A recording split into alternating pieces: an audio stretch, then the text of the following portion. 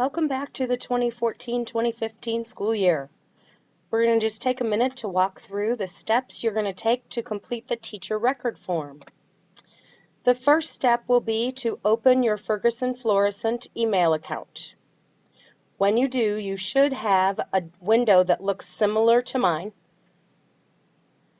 You're going to locate the Apps button, which is right up here in the top right-hand corner.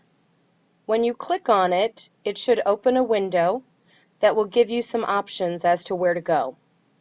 Where we're going is the drive. It looks like a little triangle. So when you click on that, you're going to get a drive that opens, and it's going to look similar to mine, but may not be exactly the same. When you get there, you're going to go to the link called Shared with Me and click on that and open it. For our purposes today, mine is stored in a different spot, so I'm going to what's called the example teacher record form. Your teacher record form will be saved with the name of your area coordinator at the beginning.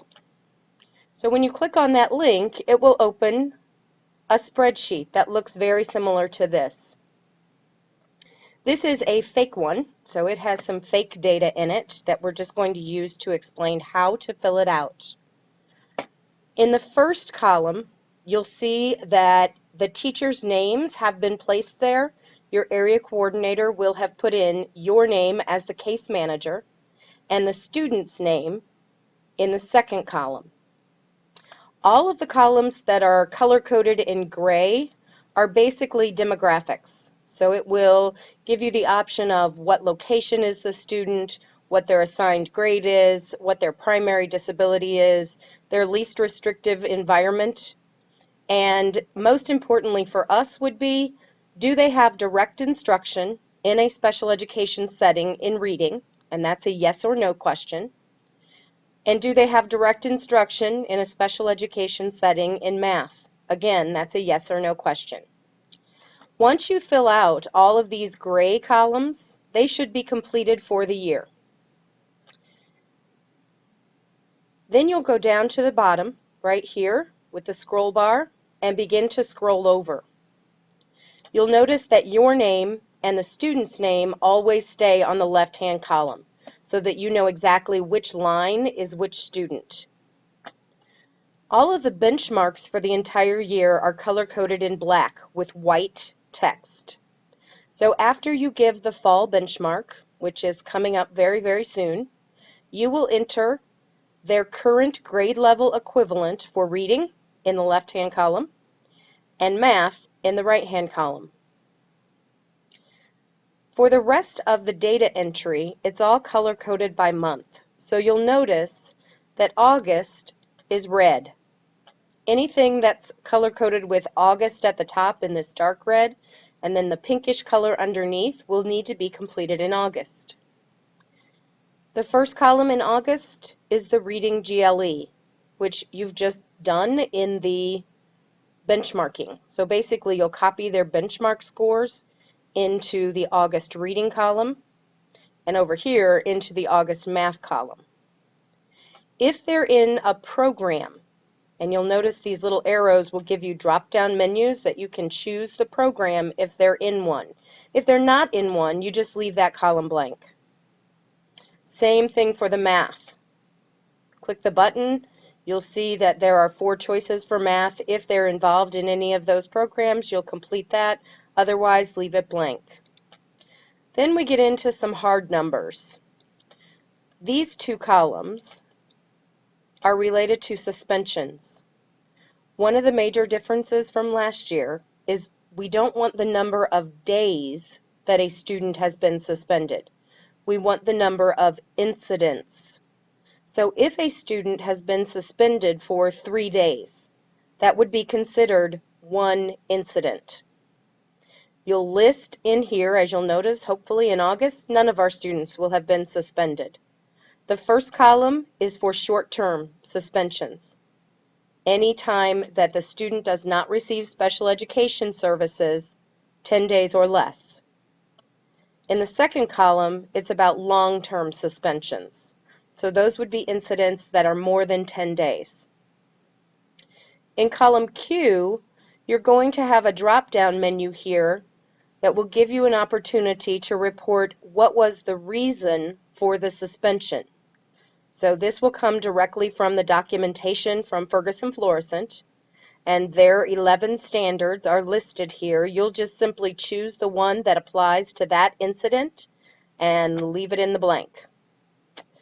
The next two columns are the number of days during this particular month the student has been absent, and the number of failing grades that the student has currently. In column T, you're going to list possible factors that might have contributed to failing grades. So for example, they have not returned their homework, they have not attended school yet, anything that you think contributes to the possibility that they have failing grades. Column U is about student engagement in their own learning. So we'd like to know, at this particular point in time for the month of August, how many students, which students, are leading at some level conversations about their learning or their data. You have three choices here. You have no, they're not doing it yet, yes, they're doing it completely, or partially, they're doing parts of that. We want to be really clear that this is not just about IEP meetings. This is about any time a child is able to talk about their learning or their data with somebody else. And the last two columns are related to IEP meetings. So you're going to list for that particular student, so here for Peter Parker, that particular student had one IEP meeting held during the month of August, and that one meeting was held with a parent and or guardian in attendance.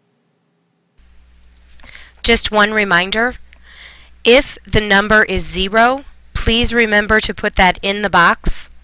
For example, here I had one meeting for Peter Parker, but I did not have an IEP meeting for Steve Rogers. So I did have to put that 0 in the box as a placeholder, and it just has to do with how it calculates. After you complete those columns for each of your students, you will note that you are done for August. You don't have to save the document. You don't have to download the document. You don't have to upload the document. All you have to do is close the document. Up here, you will get a message that says, and you can see it says, every change you make is automatically saved in the drive. When September rolls around and you have to report data again, you'll come back in this document. You'll use these arrows to scroll over, and you'll note that September has exactly the same questions. The difference is it's color-coded blue. The only addition will be this column and this column. These columns will record their response automatically. So it will tell us how much progress they have made from month to month. And it will color code based on what we put in these first blanks. So for example, we can see that in August the child was at a 1.2 grade level. Let's say in September he's at a 1.4 grade level.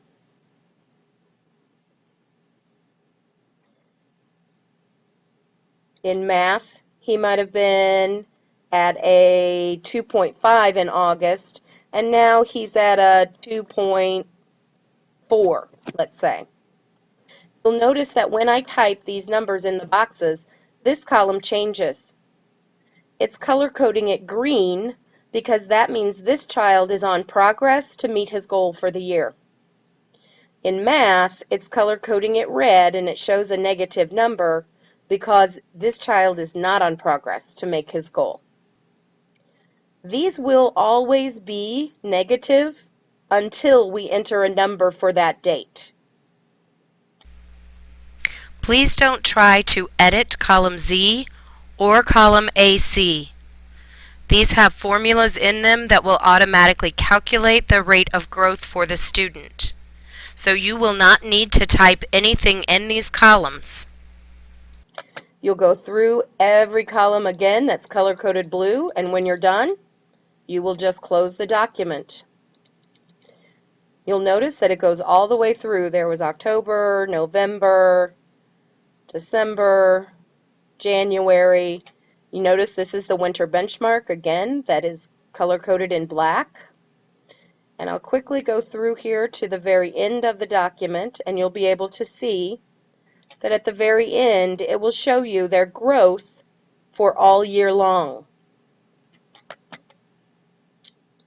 The one thing to be cautious about is that this document is live.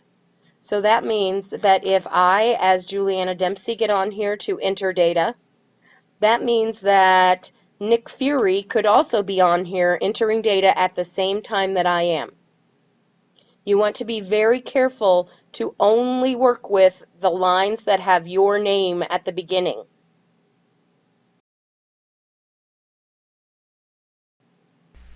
The last thing that I want to share with you are these tabs at the bottom. You'll notice that I've been working on the sheet that says Enter Data Here, and it's green.